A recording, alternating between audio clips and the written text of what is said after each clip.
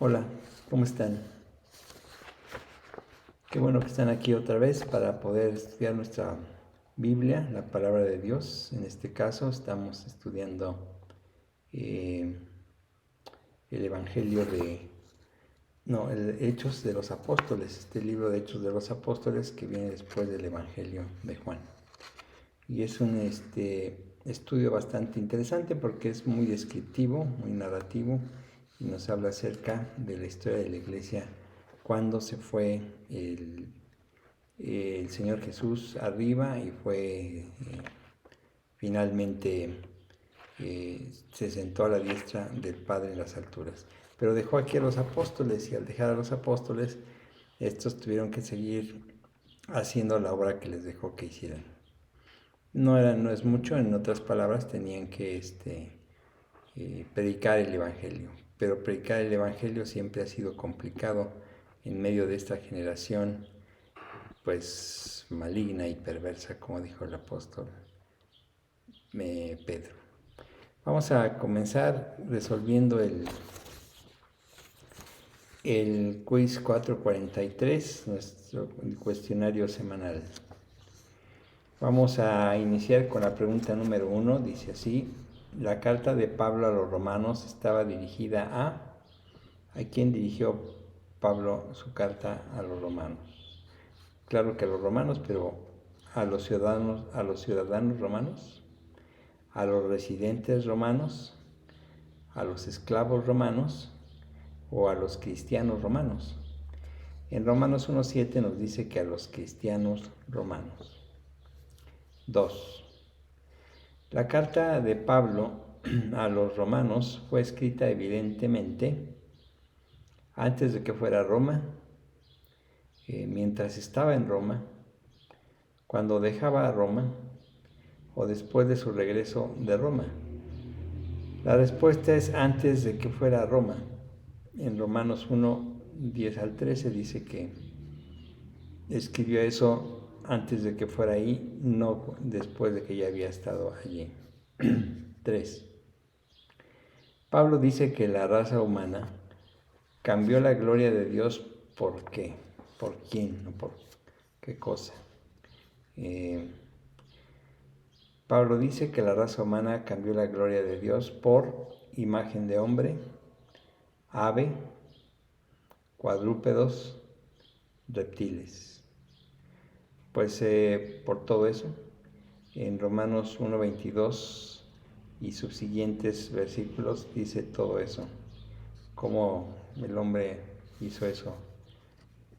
Es increíble, pero hasta actualmente así sucede, ¿no? 4. En el día del juicio, ¿quién será quien acuse al incrédulo? El apóstol Pablo nos dice, ¿quién es el que va a acusar al incrédulo en el día del juicio? ¿Lo acusará Jesús? ¿Lo acusará Jehová mismo? ¿Lo acusarán los ángeles? ¿O lo acusará su conciencia y razonamientos? La respuesta es: el que va a acusar al incrédulo ese día delante de Dios va a ser su conciencia y sus razonamientos. Romanos 2:15. 5. Delante de Dios, tanto judíos como gentiles están reprobados, están aprobados por medio de su amor, o bajo juicio, o están siendo probados. Delante de Dios todos nosotros estamos bajo pecado, dice en Romanos 3:9. Es el C la respuesta, bajo pecado. 6. Pablo dice que el hombre es justificado ¿por qué? Es justificado por la fe junto con las obras de la ley. Es justificado por la fe sin las obras de la ley. Es justificado por las obras de la ley sin la fe. O es justificado ni por las obras, ni por la fe, ni por las obras. La respuesta es sencilla. En Romanos 3:28, el hombre es justificado por la fe sin las obras de la ley. 7. La fe de Abraham en Dios fue contada por justicia. ¿Cuándo fue esto? ¿Cuándo le fue esto contado por justicia? Antes de ser circuncidado, después de ser circuncidado, en el momento de la circuncisión o cuando circuncidaba a otros. La respuesta está en Romanos 4:10, que dice que fue contada por justicia la fe de Abraham antes de ser circuncidado. Bueno, 8. Cuando Abraham consideró su propio cuerpo, ya viejito, y la matriz de Sara, ¿cómo reaccionó a la promesa de Dios acerca de sus descendientes? El Señor le dijo que iba a tener descendientes, pero pues él ya era viejo y Sara pues también. Bueno, reaccionó con incredulidad, reaccionó con sorpresa, reaccionó con fe o reaccionó con precaución. La respuesta es con fe en Romanos 4:20. 9. Cristo a su tiempo murió por los... Hay que completar. Cristo a su tiempo murió por ¿quiénes? Por los justos, por los buenos, por los impíos o por los santos. Cristo a su tiempo murió por los impíos. Romanos 5:6. 10. El pecado entró en el mundo por medio de ¿quién? El pecado entró en el mundo por medio de ¿quién? Nos dice el apóstol Pablo en la carta a los Romanos, por medio de Adán, por medio de Satanás, por medio de la serpiente en el Edén o por medio de Caín. La respuesta está en Romanos 5:12, Adán. Bueno, muy bien, espero que hayan leído parte del libro o la carta a los Romanos, que es a lo que se nos refiere aquí este quiz. Vamos a comenzar o vamos a seguir con el estudio de Hechos, pero para iniciar vamos a orar. Padre, muchísimas gracias por la oportunidad que nos das de seguir estudiando tu palabra y seguir conociendo todo lo que tú tienes para nosotros en ella. Un conocimiento que se traduzca en una acción para poder nosotros glorificar tu nombre. Que todo lo que vamos aprendiendo, que todo lo que vamos estudiando sea para gloria y honra de tu nombre a través de nuestra conducta en esta sociedad. Danos sabiduría y danos entendimiento. En el nombre de Jesús te lo pedimos. Amén. Bueno, vamos a continuar entonces en el libro de Hechos. Ya terminamos el capítulo 1, vamos a iniciar el capítulo 2. Sabemos que el Espíritu Santo llegó con poder a los creyentes, con ruido tremendo como de viento, fuego que se posó sobre ellos, lo cual los hizo profetizar no de las cosas que iban a suceder, sino hablar de las maravillas de Dios, de lo que Dios había hecho con Jesús. Pero lo hablaron realmente, más bien que lo hablaron, lo gritaron, hicieron mucho ruido con todo esto, por lo menos 120 personas que estaban reunidas donde esto sucedió. Al salir seguramente, pues la gente empezó a oírlos y a verlos y dijeron, bueno, ¿qué sucede? Vamos a leer Hechos 2, 14 al 15. Entonces Pedro, poniéndose en pie con los 11, alzó la voz y les habló diciendo: Varones judíos y todos los que habitáis en Jerusalén, esto os sea notorio, y oíd mis palabras, porque éstos no están ebrios, como vosotros suponéis, puesto que es la hora tercera del día, temprano. Y acuérdense el final del capítulo pasado, que la gente al oír todo lo que estaban diciendo se burlaba de ellos diciendo que estaban borrachos. aquí Pedro dice que no. Cuando la gente oyó la voz alta de estas personas, o más bien los gritos de los discípulos, llenos del Espíritu, se reunieron para ver qué es lo que estaba sucediendo. Se nos dice, o más bien no se nos dice, en qué lugar se puso en pie el apóstol Pedro y los otros 11 para decir todo lo que viene a continuación. Pero se ha pensado que el mejor lugar pues no era una calle ahí estrecha, sino que probablemente en el patio exterior del templo. Aquí entonces vemos a Pedro hablar, no en lengua desconocida, sino en lengua conocida, lo más seguro es que en el arameo, inspirado por el Espíritu Santo. Antes de iniciar, Pedro les explica a los judíos y habitantes de Jerusalén ahí reunidos que realmente lo que está sucediendo. Les dice que los discípulos no están borrachos, pues es demasiado temprano para beber en exceso. Si la crítica de la gente fue de burla, probablemente esta respuesta de Pedro no fue con enojo, sino también como de cierto humor, rechazando lo que ellos decían. ¿Cómo es posible que estén así si es muy temprano?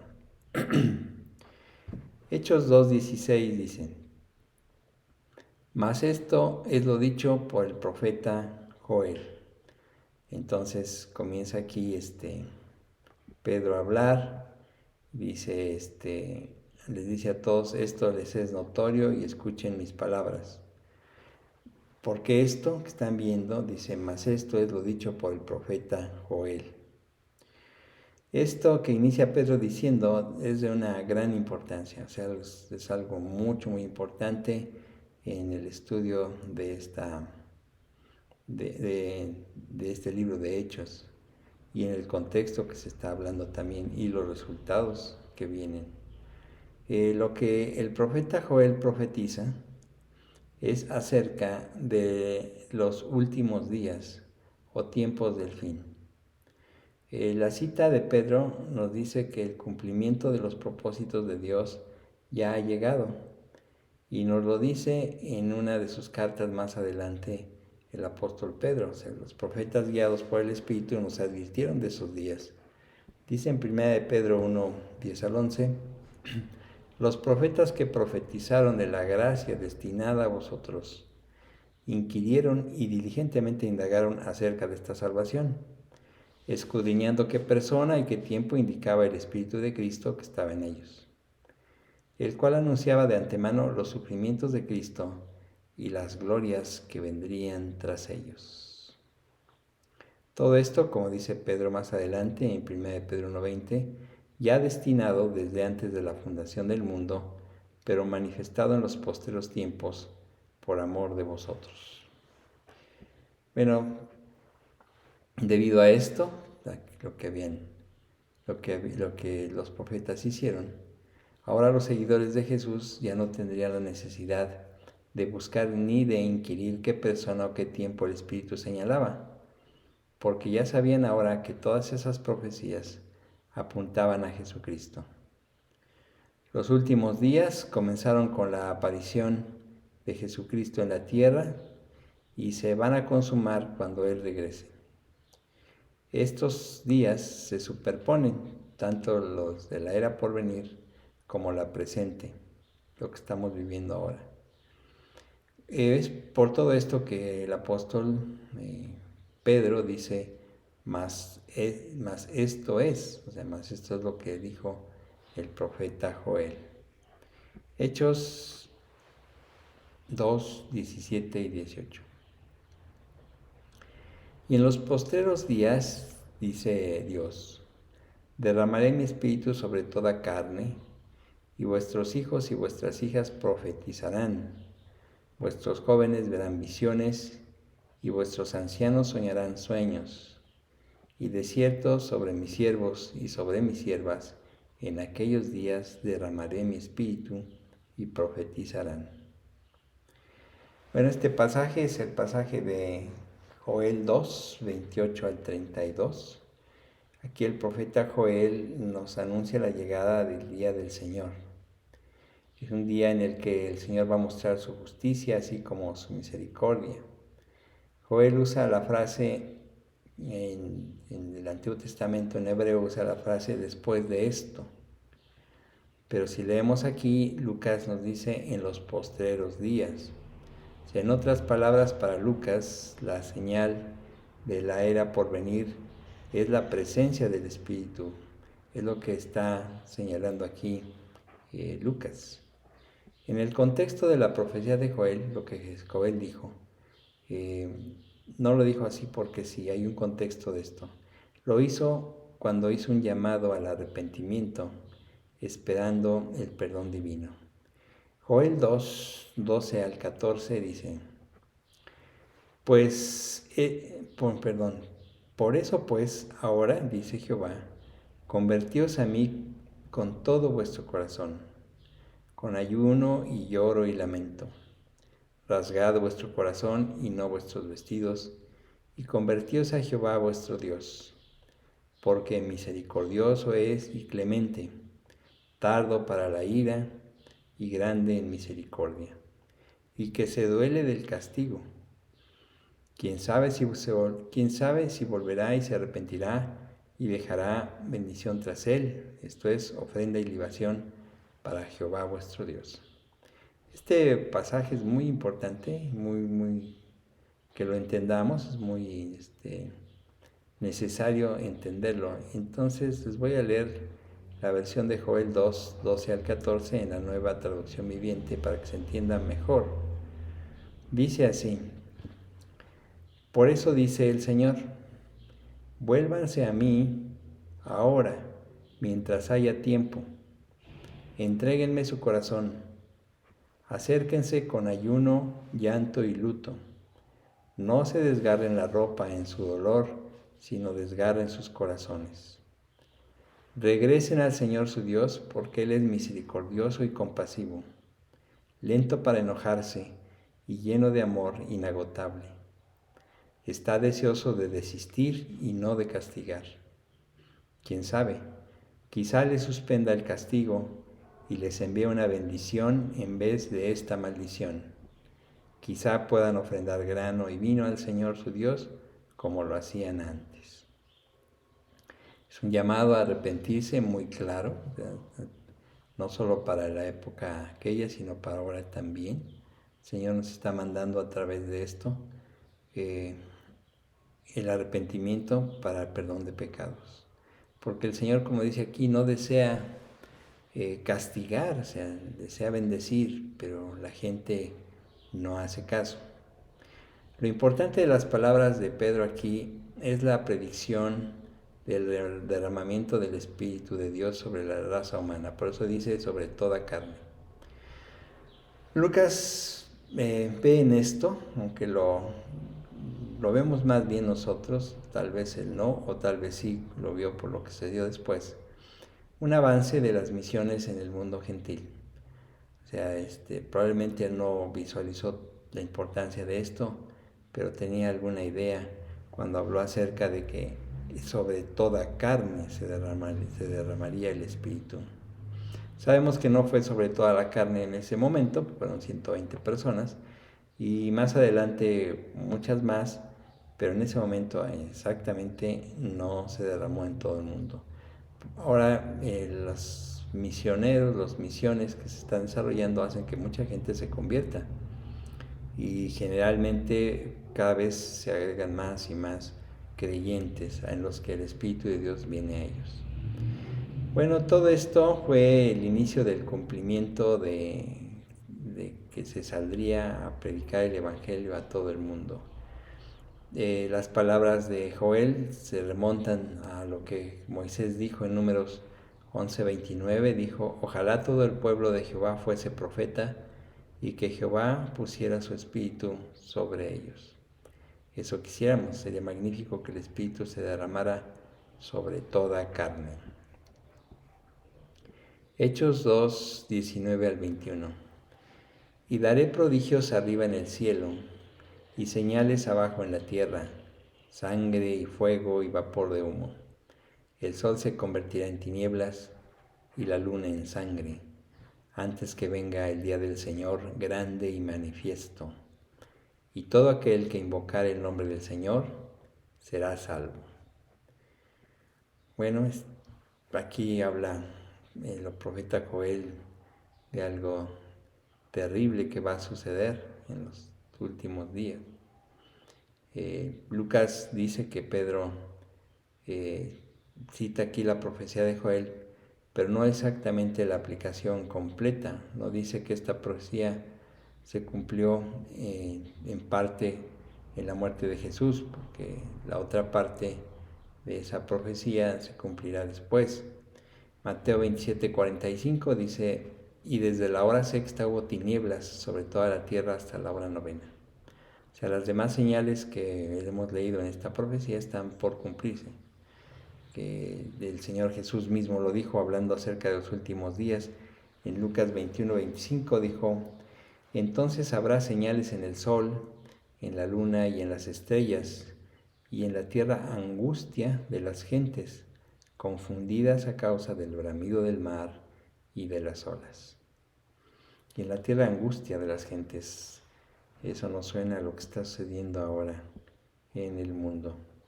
Todos estos fenómenos son interpretados como presagios de la venida del Señor. Una venida del Señor que se acerca, un día de juicio.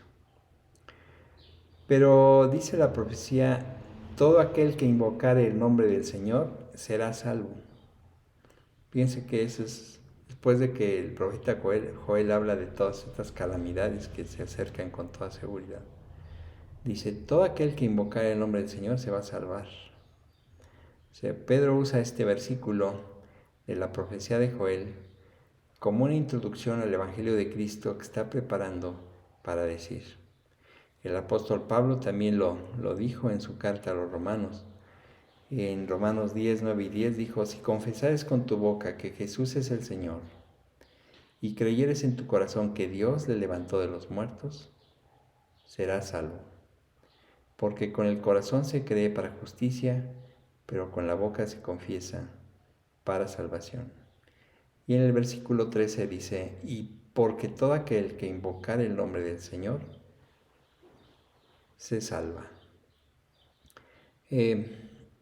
Cuando dice aquí el profeta Joel, y lo repite Pedro, todo aquel que invocare el nombre del Señor será salvo, deja a un lado a las multitudes, por decirlo así, y ya la predicación se hace más particular, todo aquel. Y esto hace que la persona ya sea confrontada con el Espíritu, ya sea se le predique más en forma particular, que él sienta que se le está hablando a él. En estos momentos la gente que está escuchando esto ya sabe bien que el término Señor se refiere a Dios. Todo aquel que invoca el nombre del Señor, o sea, se refiere a Dios, se salva. Cuando el creyente clama al Señor, está invocando el nombre de Cristo. O sea, por eso aquí en Romanos el apóstol dice que si confesares que Jesús es el Señor, o sea, que Jesús es Dios.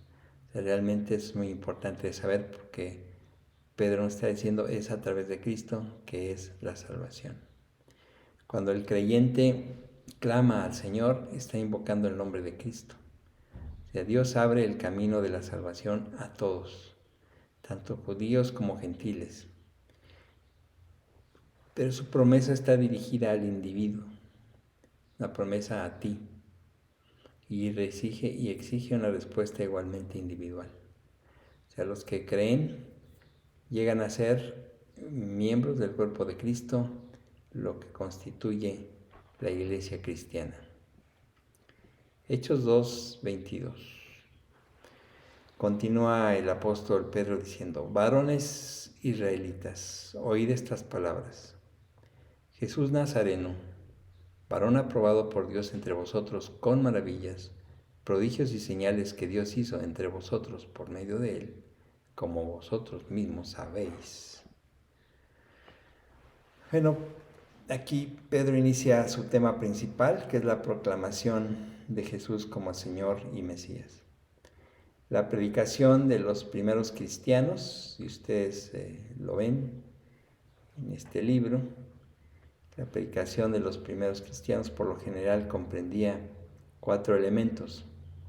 Número 1, el anuncio de que los días del cumplimiento profético habían llegado.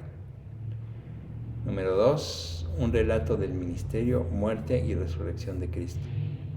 Número 3, el cumplimiento de las profecías del Antiguo Testamento que prueban que Jesús es al que ellas señalaban. Y 4, un llamado al arrepentimiento. Todos estos elementos están presentes en este discurso del apóstol Pedro. En otros están presentes, tal vez no en el mismo orden, pero ahí están. Aquí el apóstol Pedro primero anunció el cumplimiento de las Escrituras y después resume la historia de Jesús. Las maravillas, dice, prodigios y señales. Las maravillas, prodigios y señales que Dios llevó a cabo por medio de Jesús de Nazaret entre el pueblo de Israel. Estas maravillas, prodigios y señales no necesitaban de mucha explicación, pues realmente estaban frescas en la mente de los que estaban allí presentes, ellos lo habían visto. Además, ellos estaban de acuerdo que se habían llevado a cabo todas estas señales por medio del poder de Dios, no por medio del poder de los hombres. Claro que no todos estaban de acuerdo en esto, los enemigos de Jesús no aceptaban esta situación. Todo esto fue evidencia del poder de Dios entre la gente y las señales del reino se hicieron manifiestos. Dice en Hebreos que esto se llama los poderes del siglo venidero, ahí se manifestaron. El Señor Jesús dijo en cierta ocasión, en Lucas 11:20, si por el dedo de Dios hecho yo fuera los demonios, ciertamente el reino de Dios ha llegado a vosotros. O sea, ya está. Realmente los que se dieron cuenta de que todas estas señales y prodigios venían de Dios mismo y realizadas por medio de Jesús, pero ya entendiendo aquí que Jesús era Dios, se daban cuenta de que Dios había visitado ya a su pueblo, que para ellos era de gran regocijo. ¿Cómo se dieron cuenta, ¿no?, de que el Señor ya había visitado a su pueblo después de un buen tiempo de silencio? Pero poca gente se dio cuenta de eso, en realidad. Sin embargo, los que se dieron cuenta, qué gozo más grande, ¿no?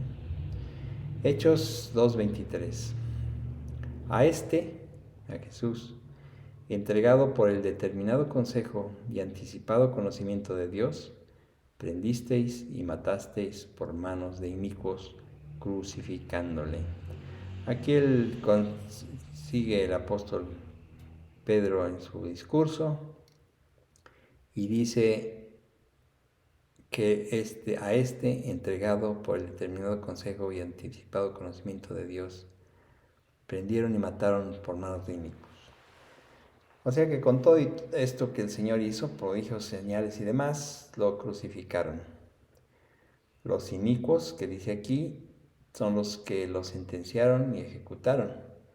Pero además también las autoridades judías, principalmente los principales sacerdotes, que entregaron a Jesús a los romanos.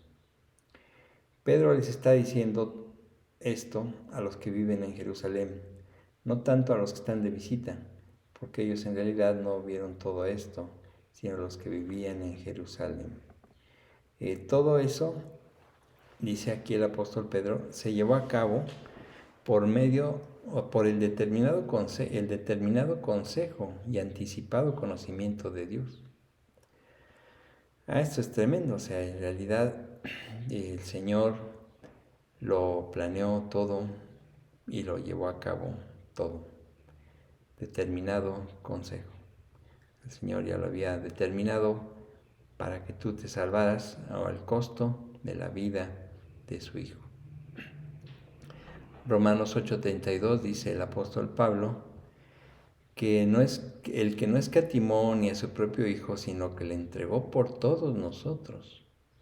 En realidad no escatimó al Señor, sino que lo entregó por todos nosotros. Realmente eso es lo que debe de llamar a nosotros la atención, que Él lo había ya decretado así.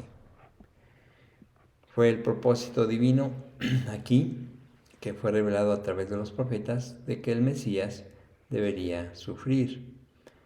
Y todo esto en realidad sin disminuir la culpa de los que llevaron a cabo la sentencia y lo mataron.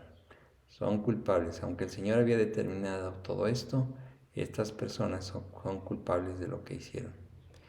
Pero aquí en el discurso de Pedro viene algo muy importante, porque dice que todo aquel que invocar el nombre del Señor se va a salvar. O sea, que está señalando que esa culpa puede ser quitada y asegurar el perdón. Lo dice más adelante, no lo dice en ese momento el apóstol Pedro. Hechos 2:24. Al cual Dios levantó, sueltos los dolores de la muerte, por cuanto era imposible que fuese retenido por ella. Aquí Pedro ya les dice del desarrollo de todo esto. O sea, la sentencia hecha a Jesús por medio de una corte terrenal y ejecutada por los soldados romanos, había sido echada en reversa por medio de una corte más alta.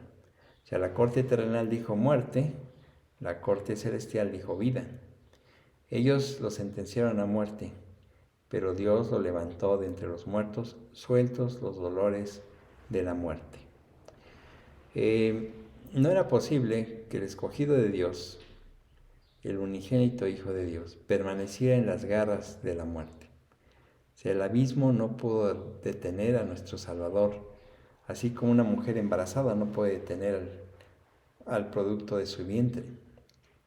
Si sus sufrimientos del Mesías y su muerte fueron determinados o ordenados por el determinado consejo de Dios, también lo fue su resurrección y su gloria, su victoria. No solo determinó la muerte, sino la resurrección y la victoria del Señor. Hechos 2, 25 al 28. Continúa Pedro hablando y ahora vuelve a citar el Antiguo Testamento. Dice Pedro, porque David dice de él, veía al Señor siempre delante de mí, porque está a mi diestra no seré conmovido, por lo cual mi corazón se alegró y se gozó mi alma, y aún mi carne descansará en esperanza, porque no dejarás mi alma en el Hades, ni permitirás que tu santo vea corrupción. Me hiciste conocer los caminos de la vida, me llenarás de gozo con tu presencia. Bueno, las personas de ustedes que han leído este pasaje de los Salmos, del Salmo 16, del 8 al 11, pues podrían haber pensado que se aplica al rey David, porque es muy claro, ¿no? O sea, dice, veía al Señor siempre delante de mí, porque está a mi diestra, no seré conmovido. Este pasaje del Antiguo Testamento, que ahora cita aquí Pedro en la versión griega de la Septuaginta, tiene un poquito de diferencias, pero aunque leemos que se refiere a David, aquí Pedro lo aplica al Mesías y no a David. David iba a estar entre los muertos y su cuerpo iba a sufrir descomposición. De hecho, nadie podría decir que David fue rescatado de la tumba. Su tumba no es una tumba vacía. Así que las palabras, no dejarás mi alma en el Hades, ni permitirás que tu santo vea corrupción, se refieren al Mesías del linaje de David. O sea, alguien que David prefiguró y que dijo por medio de esas palabras, inspirado por el Espíritu Santo, un espíritu de profecía en ese momento. Pedro dice que esas palabras proféticas han sido cumplidas en Jesús de Nazaret y en nadie más. Jesús de Nazaret es, por tanto, aquí nos lo dice el apóstol Pedro, el Mesías esperado, mostrando todo esto a la multitud que se había reunido. O sea, en realidad es un mensaje, no podemos decir cuidadosamente elaborado, sino podemos decir divinamente inspirado, porque esto es lo que Pedro hizo en ese momento y vemos cómo la gente escuchó y se quedó ahí viendo sorprendida todo lo que estaba diciendo Pedro, que no era una persona eh, instruida, o sea, no fue a un seminario teológico, eh, no fue preparado por nada, sino guiado por el Espíritu del Señor. El que sí fue a un seminario teológico, por decirlo así, fue el apóstol Pablo, pero ese es punto y aparte y lo vamos a ver más adelante, porque el Señor lo preparó también. Pero voy a repetirles lo que leímos de Joel 2, 12 al 14. Dice así: por eso dice el Señor, vuélvanse a mí ahora mientras haya tiempo, entréguenme su corazón. Este es un llamado del Señor que está haciendo a ti el día de hoy. Vuélvete a mí ahora, dice, mientras haya tiempo. ¿Por qué? Porque el tiempo está cercano. El tiempo del fin de todas las cosas se acerca. La venida de Cristo como juez está muy, muy cercana. Tal vez muchos no entiendan de lo que estamos hablando, pero es una advertencia. Todas las cosas que están viendo no van a permanecer así igual. Se acerca el final de todo eso. Entonces el Señor dice a través del profeta Joel: vuélvanse a mí ahora mientras haya tiempo. Entréguenme su corazón. Acérquense con ayuno, llanto y luto. Sea un verdadero arrepentimiento de tus pecados. Dice: no se desgarren la ropa en su dolor, sino desgarren sus corazones. O sea, que sea un sentimiento de culpabilidad interno, no externo, el que tú muestres delante de Dios si realmente quieres arrepentirte y obtener el perdón del Señor. Dice: regresen al Señor su Dios, porque Él es misericordioso y compasivo, lento para enojarse y lleno de amor inagotable. O sea, en realidad el Señor, Dios, aunque es celoso y no quiere ver nada, no tiene nada que ver con el pecado y tiene que castigar al pecador. Dice que aquí que Dios es misericordioso y compasivo, lento para enojarse y lleno de amor inagotable. Es una verdad inmensa. O sea, el Señor sí se enoja, pero se retarda su enojo y espera que tú te arrepientas. Dice aquí Joel más adelante: está deseoso de desistir y no de castigar. O sea, en estos momentos, en esta época, el Señor no quiere castigarte, espera que tú te arrepientas. ¿Quién sabe? Dice aquí el profeta Joel, ¿quién sabe? Quizá le suspenda el castigo, quizás le suspenda el castigo y les envíe una bendición en vez de esta maldición. Eso es importante en realidad, porque no es algo que nosotros queremos hacer, reconocer que somos pecadores y después de eso seguir nuestro camino, sino que no queremos hacerlo. Pero aquí es una petición a través de esta profecía que el Señor hace a todos ustedes. Arrepiéntanse, vuélvanse al Señor. El hombre está lleno de pecado, así de que dice el Señor: vuélvanse a mí ahora mientras haya tiempo. El Señor está ofreciendo la salvación. Más adelante en esta profecía dice: todo aquel que invocar el nombre del Señor se salva. Esa es la forma de salvarte, que invoques el nombre del Señor. Invocarlo es dejar atrás todos tus pensamientos, filosofías, religiones, darte cuenta que todo eso es hueco y no sirve. invocar al verdadero Dios, eso es lo más importante. Pedirle perdón y de esa manera salvarte. Si entiendes esto, si invocas al Señor, que es Cristo mismo, como ya vimos en este estudio, si tú le pides que te perdone, lo va a hacer. ¿Por qué lo va a hacer? Porque ella derramó su sangre por ti en el Calvario, murió en la cruz porque se necesitaba un sacrificio. Tú necesitabas pagar por tus pecados, pero Él pagó ya por ellos. Y si tú aceptas y si tú crees en eso de todo corazón, pues entonces te salvas. Vamos a orar. Si tú quieres seguirme esta oración donde quiera que estés, lo puedes hacer para que de esta manera tú puedas venir al conocimiento de Dios y salvarte del infierno, de la condenación eterna que está a la vuelta de la esquina. Vamos a orar. Señor Dios, ahora entiendo que mis pecados me condenan y también entiendo que el tiempo es corto ya y que no hay mucho tiempo para el arrepentimiento. Por eso el día de hoy me arrepiento de mis pecados, creo de todo corazón lo que Jesús hizo en la cruz al morir por mí, creo de todo corazón que Él lo hizo para que yo me salvara.